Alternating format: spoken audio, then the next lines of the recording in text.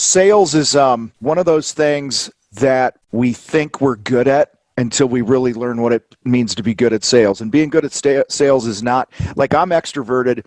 I can knock on a door and that's not sales. That's hunting. Just because you're talkative, just because you might have some charisma and, you're likable doesn't mean you're a good salesperson. And on the flip side, somebody who's introverted and reserved does not mean they can't be a good salesperson. Mm-hmm. And so sales is really about asking great questions and then shutting your damn mouth. It's that simple. In our sales academy, we have a 5-step process, and the first step is called the motive. Why does somebody want to do the project? Mm-hmm. Now they'll say, "Oh, I want to make my house or my yard look better, or I want to do this," but there's usually a deeper motive.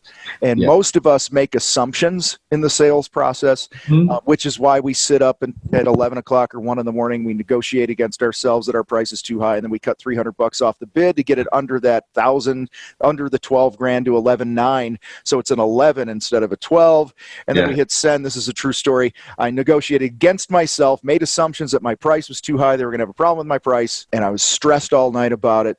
And they text me or email me back in the morning. They're like, "Hey, it's a go, man. This is great. We thought it was going to be over 20 grand.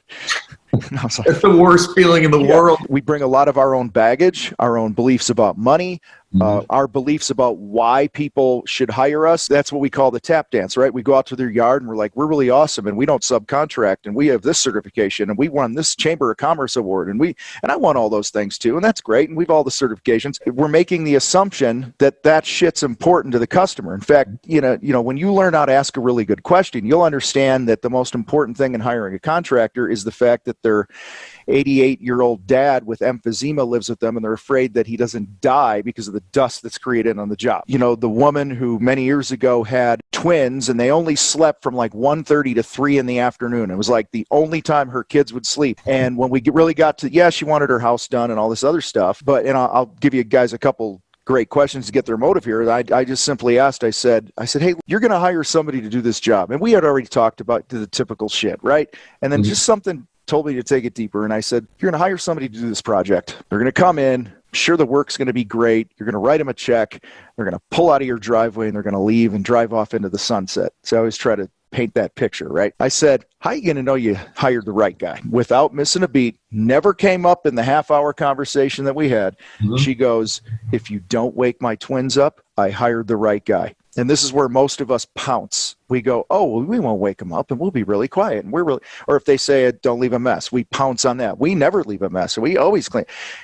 Instead of barfing on them and pouncing, just pull back. And I said, "That's an interesting response. I've never heard that before." I just acknowledged it. And she says, "Yeah, this is the only time I can sleep and I can do anything for myself is like this hour and a half every day. I don't know what's up with my kids." And I just simply said, "Hey, would it make sense if we adjusted our start time an hour or so later? We adjusted our lunch a bit, and we went off site every day for lunch for an hour and a half, and we'll do some other things and have our company meeting or whatever we have to do. You might take another day or two to get the job done, but would that help you?" And she goes, "You do that, you got the job." Because that was the true motive. Sales is a skill that can be learned, and it takes practice, just like, the golfer goes to the driving range pretty much every day. The salesperson should be going and doing some role play and getting some sort of training every day as well. And that's one more thing with the sales process. You understand their motive, but this is just a thing that works for us and hundreds of other contractors. We don't ever go to somebody's home without one of two things happening.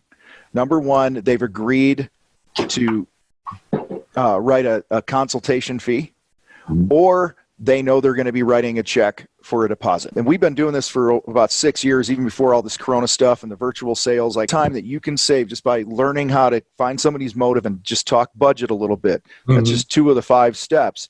Will save you gobs and gobs of time if it's done with the right spirit and tonality.